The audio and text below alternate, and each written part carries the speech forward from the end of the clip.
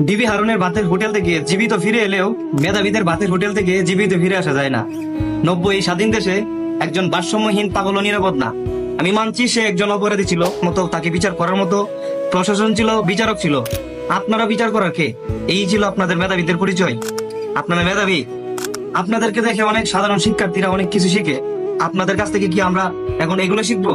আমরা সাধারণ শিক্ষার্থীরা কি এগুলো শিখবো যে ভাত খাওয়াইয়া তারপর হচ্ছে একজন মানুষকে মেরে ফেলা? এগুলো আমরা শিখবো? এই হচ্ছে আপনারা মেধাবী? আপনারা মেধাবী পরিচয় দিয়েছেন? আপনারা হয়তো জানেন না, ছাত্র আন্দোলনের সময় এই ভাই ছিল আপনাদেরই একজন সদস্য, যে কিনা ছাত্রদের পক্ষে আন্দোলন করছে মাঠে, অথচ আপনারাই তাকে মেরে ফেলছেন। তার কি অপরাধ? আমি মানছি তার অনেক অপরাধ, তাকে শাস্তি দেওয়ার মতো দেশে বিচারক ছিল, এমনকি সেনাবাহিনী ছিল। আপনারা যাদের উপর বিশ্বাস করেন, আপনারা শাস্তি দেওয়ার কে? আপনারা ভাইটিকে মেরে ফেললেন, খুব অন্যায় করছেন। আমি আশা করছি